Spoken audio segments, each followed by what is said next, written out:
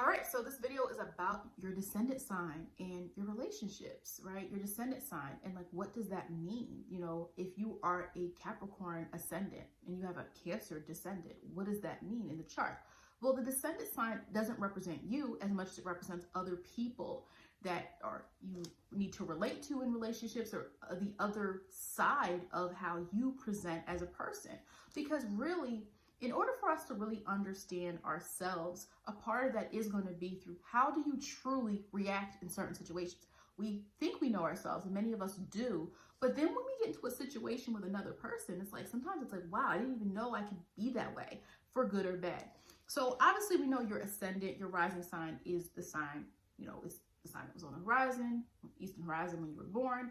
So your first house cusp. The descendant is on the axis, it's the opposite sign. So if you're an Aries, your descendant sign is Libra. And so Libra on the cusp, or any sign on the cusp of the seventh house. The seventh house is how we relate to other people, or what people we might want to relate to. You might be missing out because these people could show you different things about life, but you're so into, I don't like this sign, you know, that you're not meeting, or you're not seeing the aspects of them. A lot of times with opposite signs, we repel them, or we look at them as so different, when really opposite signs in zodiac have a core similarity. They do. But a lot of times when we see someone opposite of us, we just focus on the difference, but really we don't boil down the similarity that can actually help us learn from one another. Okay.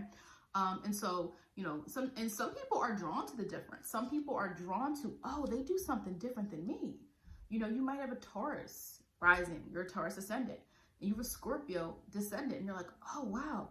Okay. Yeah. Like, you know, I see they just make it so easy how they are just so in depth with things, and how, you know, serious they take things, and how they like to evolve. And, you know, I'm good at being resourceful, but if they're a Scorpio descendant, you're drawn to those people, or they have something that you might not have, or they have a way about life that you might not have.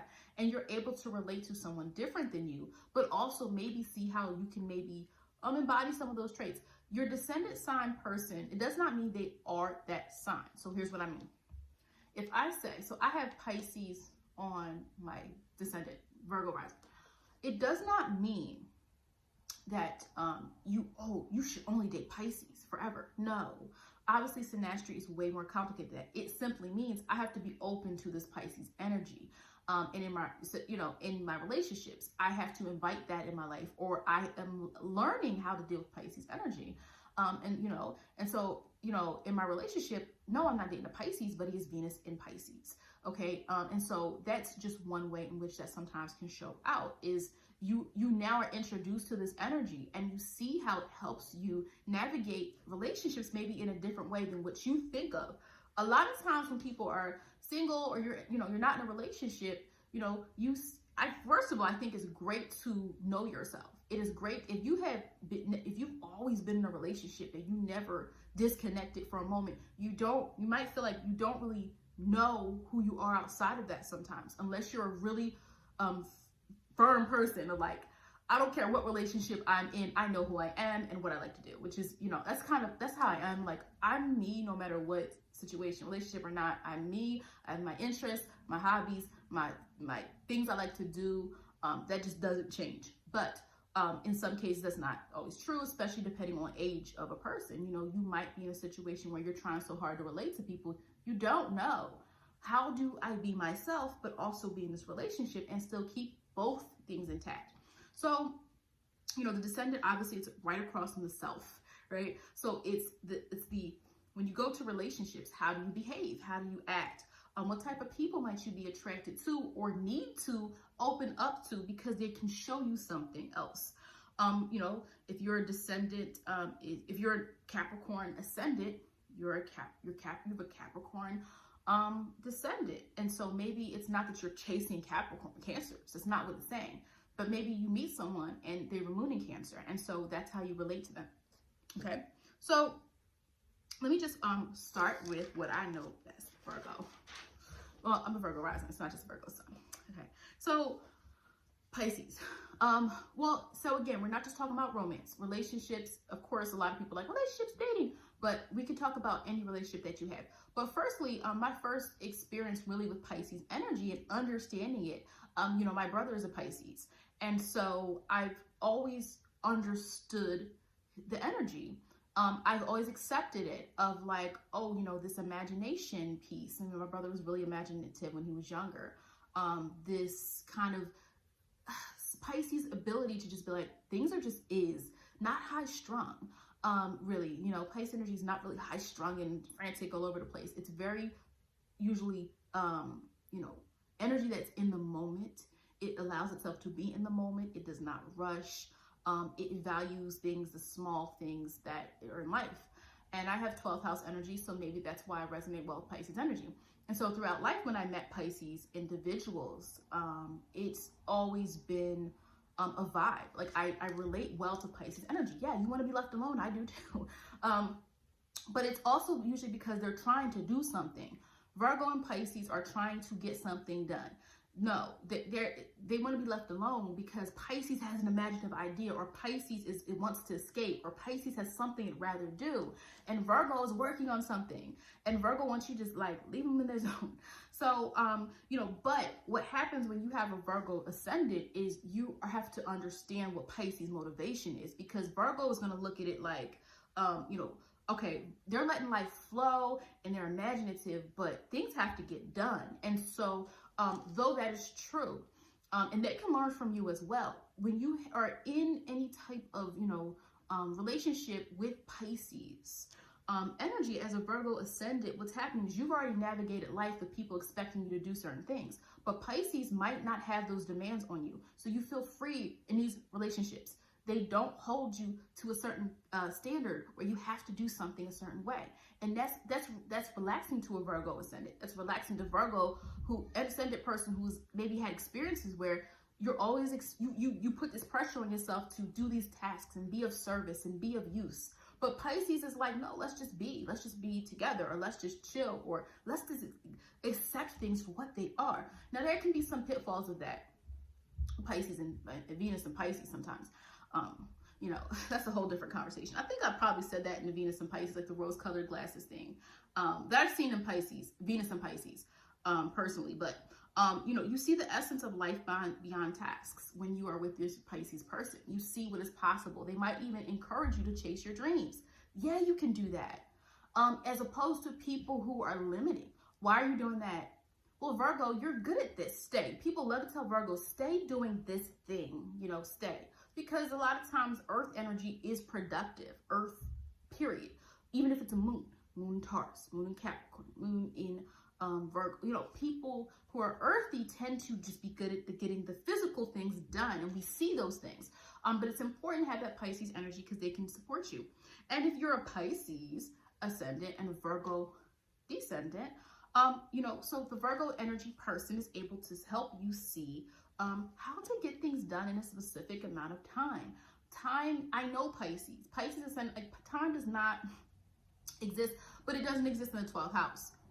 Of course, Pisces can get lost in the sauce because Pisces does not want to prioritize time. Now, again, it depends on the whole chart, but we're talking just about the specific placement at the moment. So Pisces energy, you're able to look at Virgo and Virgo's efficiency of like, oh, how'd you get that done? And Virgo's like, well, I planned it, or I did it like this, and I organized that, and first I did this, and then I did that. And so you can still be whatever you want to be, you know, but they help you see the strategy behind things. They help you see the mindset, because Pisces is about feeling and sensing. And I think that's great energy. Again, I like Pisces energy. I really do. But sometimes with that Virgo ascendant, especially if you're in a relationship with Virgo, you're able to see, well, okay, if you have these dreams, maybe you can make them reality by, you know, that's anything. That's anything. That's any of the earth ascendants, wait, the earth descendants teaching the water ascendants the structure of things, the outcome of things. Just like it's the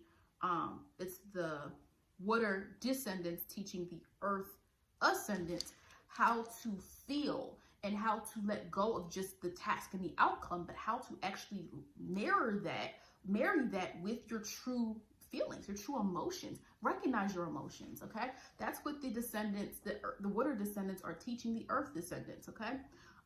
You know, listen to your emotions. What do you really feel? You know, don't just, earth signs can become burdened with just keep doing things over and over again and be good at it, but don't lose that essence of what truly gives you a sense of inspiration. Be true to your feelings, you know, a little bit. And so that's what Pisces, but Pisces is learning from the Virgo ascendant is simply how to also improve things. Because Pisces is great with healing. Virgo is great at improving things, tangible. And so they work really well together. If somebody has Virgo and Pisces in their chart, it can be really beautiful together. You know, if they have both, but Pisces, you're able to see from the Virgo ascendant or descendant, sorry, it's like, you're able to see how to make things efficient and flow and work in a way that is manageable. You know, they help you see the importance of time management, the importance of organization, the importance of not just saying, okay, this is good enough. It just is. Pisces, I love that. We love that acceptance, the accepting energy. But Virgo is able to be like, well, wait, this could be even better if we did this. And so that's something that Pisces ascendants can sometimes learn from the Virgo descendant, the energy. Again, I'm not saying you have to go chase a Virgo. I'm saying in your friendship, maybe you're learning from these people. It could be your sister, brother, whoever. It could be, because again, the 7th house, it's not just butterflies and hearts. The 7th house is relation. It is not relations, okay? One-to-one interaction is the 7th house in the way I do it, in the way I've seen it done the best. It's not just love. It's 7th house is where you go to relate to other people. And yes, we do usually start from the framework of relationships and romance because most people have questions about that. But the 7th house is literally how do you relate to other people in your life on one-to-one situations. What does that look like? Now I'm gonna go back. I'm sorry, I had to start with me. No, but some of y'all are Virgo risings too. I have a lot of Virgo risings that I feel like people, you know, resonate well with people who they feel like, oh, I have a similar sign or something. But I have a lot of Virgo risings in here, so this was for you too. All right, Aries. This is interesting here because Aries rising and Libra descendant. So it's so interesting because we know Aries is the first house or the first Mars, but Aries is the first sign of self. And Aries' need for self-actualization is very, very strong because Aries has inner, it's like, I know. It's like, I know, and I have to do this. I have to do this, and I have the courage to do it. But when you have your Libra descendant, Aries, you're learning from these people how to check with your partner first. There's certain things that are just courteous. It's not about them controlling you. It's about learning to cooperate. You can learn from Libra descendant individuals or Libra people or people who are like Libras or people who you're learning from Libras how to collaborate, and that's going to be great, not even just them teaching you that in a relationship, but in work. Even when you are your own boss, you might have to negotiate with people. You can't just be like, well, this is what I think and that's it. Now, there are definitely people like that, but there's always going to come a time in your life where you do need to use some, you know, diplomacy skills and learn how to come together with another person. And so that is typically what you're going to see there. The Libra energy person teaches you or shows you, or through the essence of who they are, how to collaborate, how to consider, how to look at both things. Aries, I know you want to do that, but let's think about it first, that intellect, right? Not to say Aries doesn't have that. Aries does. Aries can be very instinctual. Aries has a lot of good, I feel like Aries is a good sign for just awareness of like what needs to be done. And I think that can be considered smart. You know, I know what needs to be done. And sometimes Aries does the physical part of things. No, just do it like this. So I think there's, obviously with all the signs, there's different types of intelligence, but you know, and sometimes I think some Aries ascendants are eager to feel this, you know, especially if you're an Aries ascendant and you don't have a lot of Aries in the chart. I feel like it might be easier in some ways to identify with this Libra energy and these type of relationships that show you how to, everything doesn't have to be on you. There's also this need of sharing, you know, this idea of cooperation. And so sometimes it can relieve you of what the demands have been on you. Because again, the rising sign a lot of times is people are going to impose certain things on you and treat you a certain way based on how they perceive you. All right. You learn joint decisions And you learn just like how to analyze over pure instinct, you know, and again, you're not becoming this other sign. It's showing you another side of things, okay? All right. So likewise, if you're a Libra ascendant and you have an Aries descendant, you can see from these people, you're learning how to do things without always needing to check with someone. And again, everything in life is a balance and everyone's chart is different, but you're learning how to do things without having to correspond and see, and because sometimes some things in life have to be done. And unfortunately, there are some goals that we have that, no, there are so many people that wouldn't have gotten where they got to if they listened to the people who said, no, I don't think so. No, I don't think so. So sometimes you have to use that Aries energy, and you can see it in them because they're the people that are a little bit fearless. You know, it's like, well, what's there to think about? I feel this, and this needs to get done. It needs to happen. So you can see the independence that the Aries descendant individual carries, this kind of this independent spirit of knowing what they want and being able to approach it and go forth with it without needing to do too much thinking and looking at both sides. And honestly, sometimes in life, there is no two sides. I know that sounds weird because sometimes there is, but sometimes like there's one decision. No, this is the decision, but you want to put equal weight. But sometimes, Libra, you can't put equal weight on everything. You Libra ascendants, you can't always put equal weight on things. Not some things are just is. And you can see that decision making from the Aries descendant person of what does it look like to be independent? What does it look like to sometimes make decisions that are based off what you purely know has to get done? What does it look like to not have, you know, to try to defend yourself too? I mean, again, I wouldn't say Libra doesn't. Libra does it through words, okay? Libra, I told you, Libra's a cardinal sign, and a lot of times people underestimate Libra, but, you know, but I think that Aries is way more direct in that instant defense, that sometimes I think Libra, maybe you can learn to deal with, see that type of action in, you know, instead of feeling the need to always be, you know, diplomatic, and because Libra cares about its image and cares about peace, right? Because it's uncomfortable sometimes for Libra to have to go into war, Mars, the Aries territory. But sometimes it's needed, and Libra, you have it in you, Libra risings, because it's cardinal energy. Either way, it's cardinal energy. Now, Taurus ascendants and Scorpio descendants. So, you know, if you're a Taurus ascendant, you know, you're used to going through life or being treated such in a way in which, you know how to be resourceful. You know how to get things done in a way that makes sense. You're very practical in certain ways.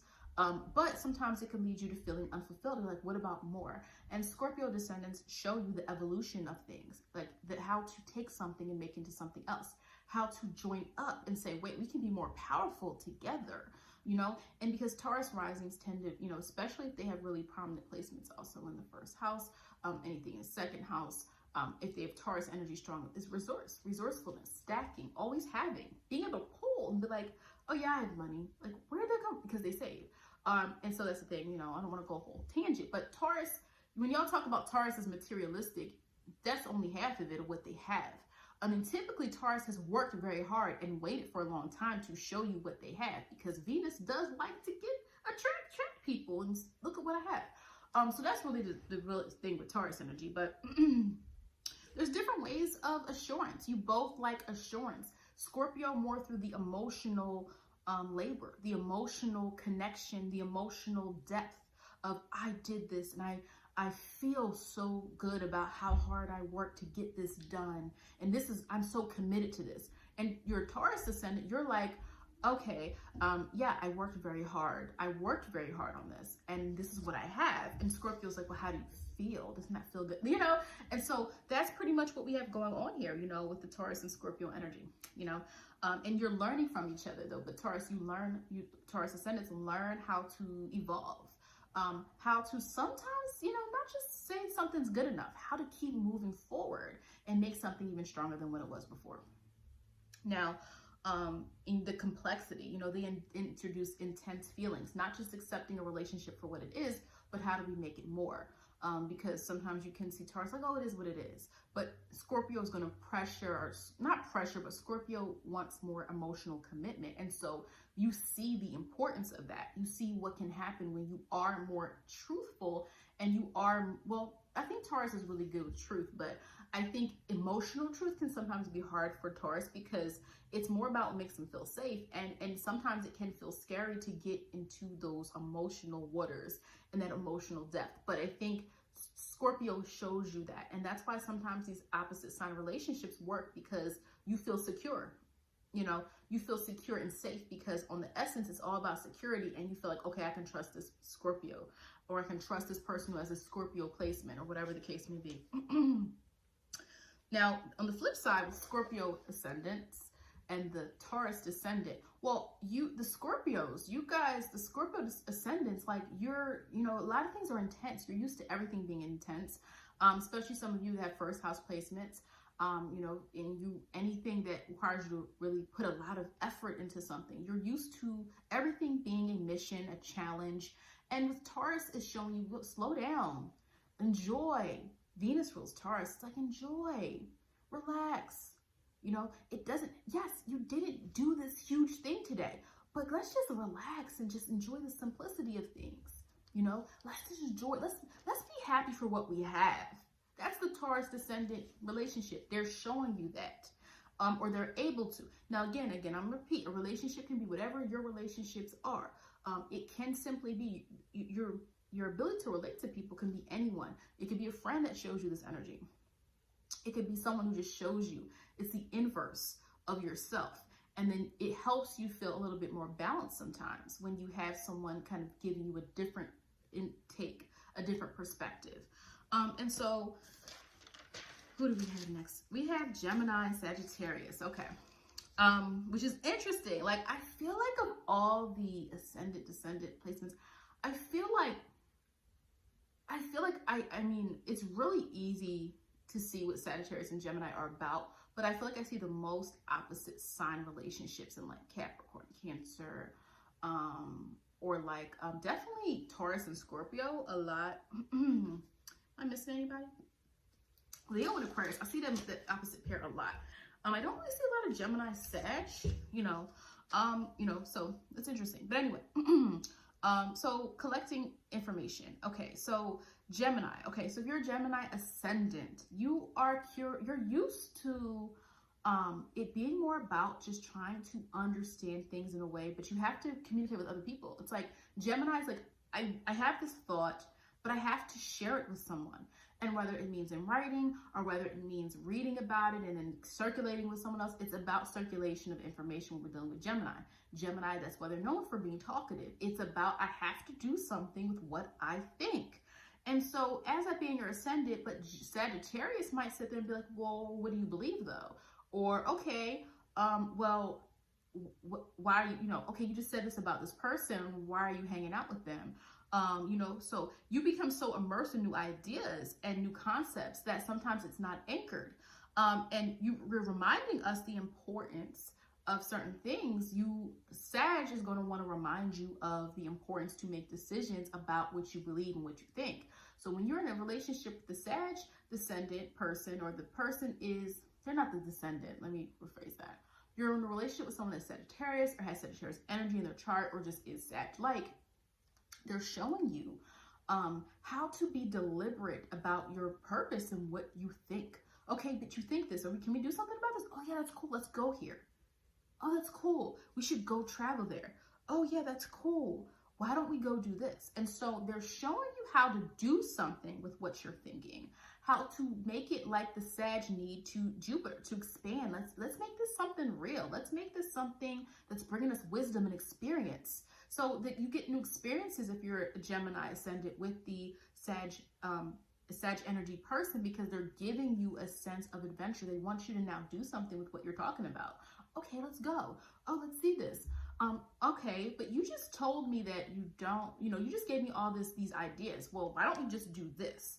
It's less about up in the air and it's about anchoring it.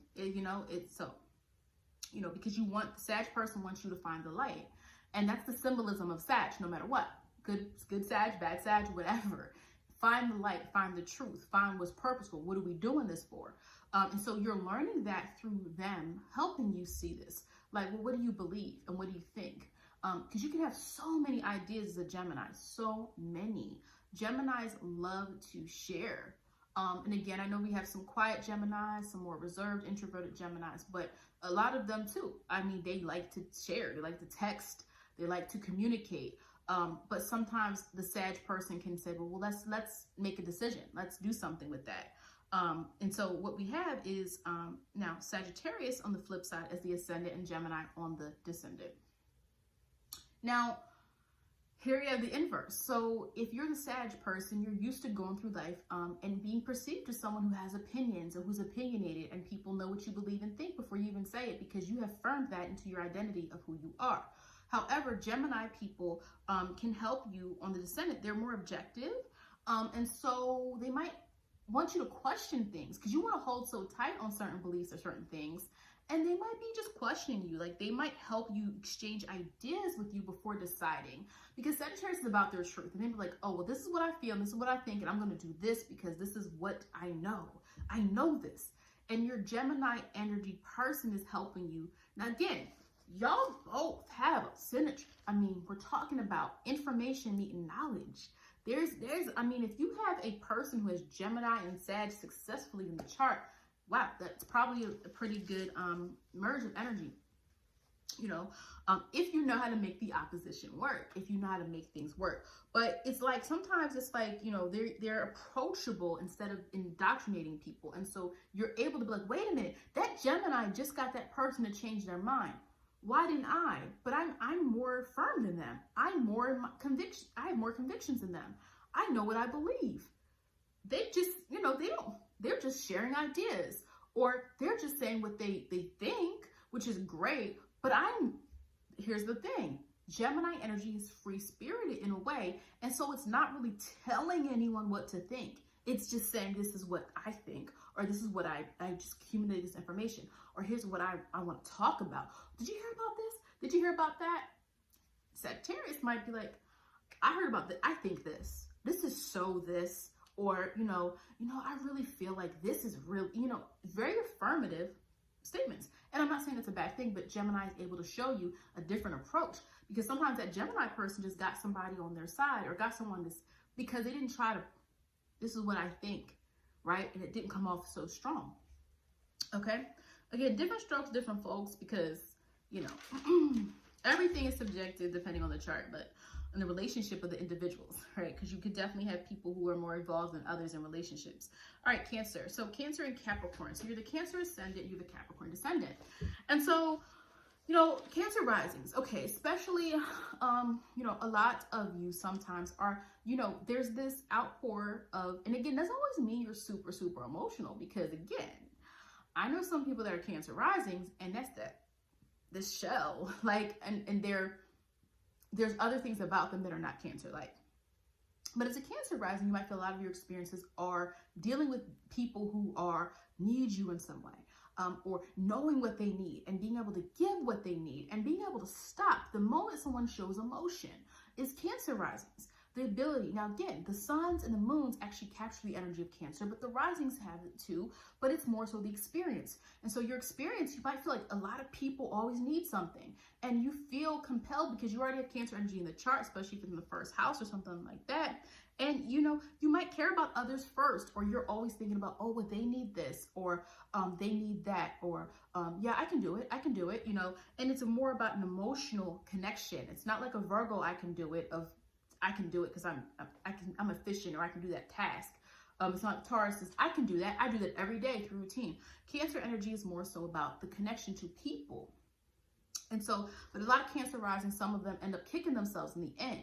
I shouldn't have did that for them, or I shouldn't have. I knew that I was, you know, if I did that for them, then I wouldn't have time to do this. And I'm not saying don't do nice things for people. I'm saying understand your own limitations, because it's not the true Cancer energy of the sun or the moon. Get what I'm saying? And so with that said, with those experiences, Capricorn, though, on the descendant sign, these individuals, through your connection, relationship, friendship, association with these people, you're learning how to don't let emotions stop you from what you need to do. Don't let emotional reactions or emotional situations prevent you from your goal. Because Capricorn is like, I've been working on this for such a long time. I'm not letting anybody sway me. I'm not letting anything get in the way. Okay? And so, you know, you're not by default dealing with emotional whims. You know what you want. You believe in your own process, or they believe in their own process. And so when you're a Cancer rising and you see that now again, if you're a Cancer rising, you are a Capricorn, you already know how to do this. You already have it in you. And so you are drawn to people like this. You respect maybe even people like this because you're like, oh yeah, I have that trait in me. So it might be different if you're a person who's like, wait, but I am a Capricorn. You might already have this in you. But understanding the fact that if you're a Cancer rising and you don't, you're learning through this, the Capricorn energy is showing you, and especially if it's in a relationship, of how to not let emotions stop you or get in the way of a situation. How do you can still care about people. You can still provide some type of help for people, but that doesn't mean you stop what you're doing in the process and completely sabotage yourself, you know, is what you'll probably see with the Capricorn energy. You know, emotions aren't bad, but sometimes we do have to prioritize. Like, okay, am I going to get stuck in my emotions right now? I'm irritated, I'm frustrated, or I'm mad, or I'm sad, or I feel this way about the situation, or do I just keep moving and then deal with it later? So on the flip, on the inverse, when you have a Capricorn ascendant and you have a Cancer descendant, you're Capricorn, you know, you're seeing how other people handle situations. And the interesting thing about these relationships, I have seen these relationships play out in friendships. I have seen people who are of a certain rising become friends with someone who's a certain sun sign and see this a change in how they react. It's because you're supposed to get from your relationships. You're supposed to exchange energy and you're supposed to learn from each other in some way. And if somebody's beneficial to you, you're not going to become them, but you're going to take bits and pieces of what makes them successful, or what makes them good, or what makes them a good person, or what makes them, whatever it is you like about them. You're going to take certain pieces of that and say, wow, that inspires me, or whatever. But the Capricorn ascendants, you see that they listen to themselves. Cancers listen to themselves. A lot of Cancer individuals, you know, a lot of times we might not even agree with what they did, but they were true to themselves. And they said, I didn't feel right about that. I didn't want to do that. I didn't feel safe there, or I didn't feel like that was going to be, I didn't want to go there. I didn't want to do this. And so, you know, you're able to see that they listen to themselves, because sometimes Capricorn, everybody has emotions. And if a Capricorn ascendant is going, you are not acknowledging what you're truly feeling. You're not a robot. You're not acknowledging what you truly feel. And so what's happening is that can be really problematic when it comes to your emotions or depression and things like that, because you're not acknowledging your emotions until something happens, and all of a sudden all is lost because you put so much faith in something that was a project. But the biggest faith is in yourself, because you can kind of tweak how you feel, and yeah, we can do things in the physical world, but what if that thing you've been working on, the computer crashes? What if that thing you've been working on forever, that project, if you're heading a construction project and something goes wrong and the pipelines have to be redone, you're going to feel like all is lost because you weren't allowing yourself to get any nurturing, any connections to people, that authentic, someone cares about me. So Capricorn risings, you do have to sometimes tap into that emotional need, so that way you don't feel avoided. It's not all about things that have to get done in a big goal, because it's going to take a long time for certain goals, but you also need to nurture the relationships that you have. Okay. You know, because Cancer cares about their emotional ties. It's not just about their reputation. Leo. I think I'm almost done. Yeah. Okay. Leo. So I see this, I don't know why, but of all the like pairings or opposite energy, I see a lot of Leo and Aquarius in people's charts. In mine too. Yeah, like I have, my Jupiter is in opposition to my Mercury. Okay. And Mars too. Okay. So anyway, but I see a lot of pairs, like people, friends, like, oh, they're Leo, they're an Aquarius, or relationships. Interesting. So, you know, I think both are associated with groups, but with the Leo ascendant, the Aquarius descendant, what's happening here? Well, if you're Leo ascendant, okay, well, we already know that you're probably used to some type of spotlight being put on you. And it's not always a conscious one. Like, it's not always one that you want, But sometimes it feels pressure because maybe you are good at something, or maybe there's something about you where you just get attention for it, but you're not consciously trying to get attention for it. But because of that, the spotlight is always on you. And when sometimes people feel the spotlight is always on them, they have to appease different groups of people. Whereas Aquarius is focused on appeasing people through the mind. The Aquarius Descendant person can show you, like, well, who are you away from that shine and that praise? Who are you? What do you think? What do you believe? What do you focus on? What do you feel is important to talk about? Aquarius is more so about the individual, really understanding themselves and what they truly want to express. I think both are expressive, but Aquarius is expressive mentally and through speaking or through their logic, and obviously Leo through the self. And so, you know, you're conscious of how you're seen, but the Aquarius draw is their ability to impact others in a different way than you. And so you're able to see a different way, Leo. You might think like, okay, well, this is the way to get people to like me, or the way to get people to notice me. But then you're like, wait, Aquarius is just, yes. A lot of Aquarius can be, not all of them, quirky. I've seen Aquarius is willing to do things other people aren't willing to do. Even in their appearance or what they do or say, I've seen it many times. Okay, which is why I cannot deny Uranus as an influence on Aquarius. I know the traditional ruler is Saturn, but I've seen some things. But Aquarius, but that's why Leo sometimes learns like, oh, Aquarius is just stopping and just being themselves. And that's still getting them popularity, or that's still getting people to notice them. And so Leo can sometimes let go of that need to shine and be seen. Again, I like Leo and all of that.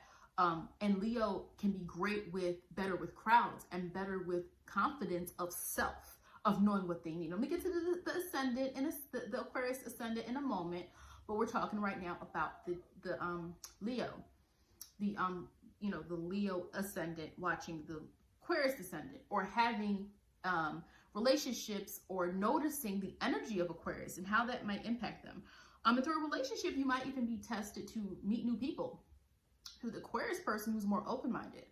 Yeah, they're not the most popular, or yeah, they're not this. Yeah, they, you know, something's off, everybody like something's off about them, but they're a cool person. And through Leo, you learn not to, now again, I think most Leos over time become less conscious of who they're around. I think that's very elementary. That's very like when you're young and stuff like that. But sometimes you learn more from those relationships, because that Aquarius is not afraid to bring somebody around that you're like, look, I don't care. They're cool. I don't care what they're wearing. I don't care what they said. They're a cool person. And through your relationship, if you're a Leo ascendant through Aquarius, you're seeing through Aquarius people how to accept people for who they are, and how to see the value in people for what they think and not just what they appear as. And so, you know, that's typically what we can see there. Now, Aquarius, the Aquarius ascendant, the Leo descendant. I could keep like pausing to make sure I don't mess it up. So, well, the inverse, right? So of course, so through your experiences with these people, through your relationships with these people, what is happening is Leo is showing you how to be self, how to put self first, because Aquarius is for the group.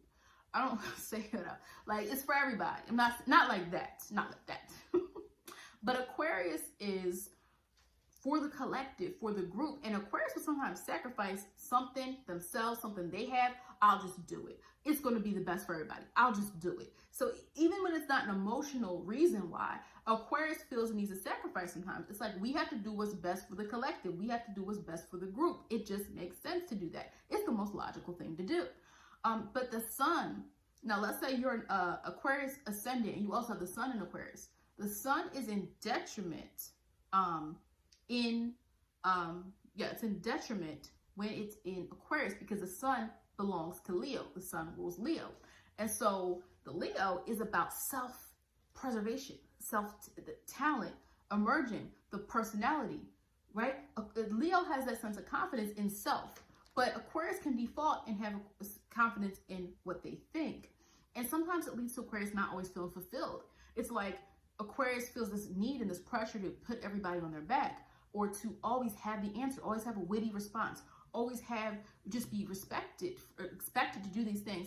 But the Leo just gets respect for being themselves and putting themselves first. How is it possible? And so you're seeing that. And again, what I repeat with the Descendant sign, you're not becoming that sign. For those who already have the sign in your chart, it's going to be easier, because you're like, oh, I already got that. I got a moon in Leo. I like those guys, right?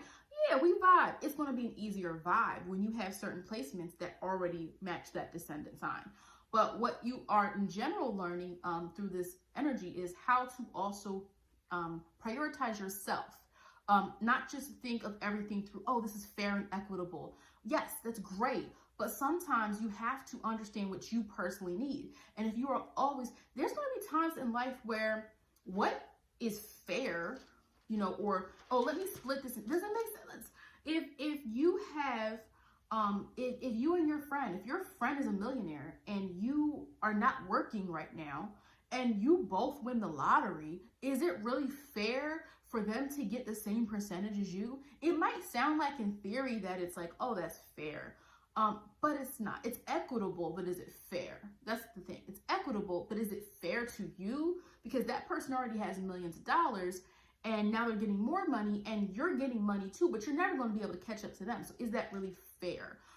In that, now again, that's a very drastic example, but my point, and again, we understand the default in life, let's see what's fair. Get it. We all want to be fair, I hope, if you're a good person. But sometimes in life, you have to understand priorities and what someone else might need over what you need. And Leo is able to put themselves first. Leo is very generous. Leo is open. Aquarius ascendants can also learn from Leo how to be more open, how to, you know, be more cheerful. Everything doesn't have to be about, okay, we got to solve this problem and we have to be a problem solver all the time. Sometimes Leo shows them how to have fun. And again, I've seen these relationships before with people. And it's interesting seeing Leo and Aquarius learning from one another, you know, how to look at things.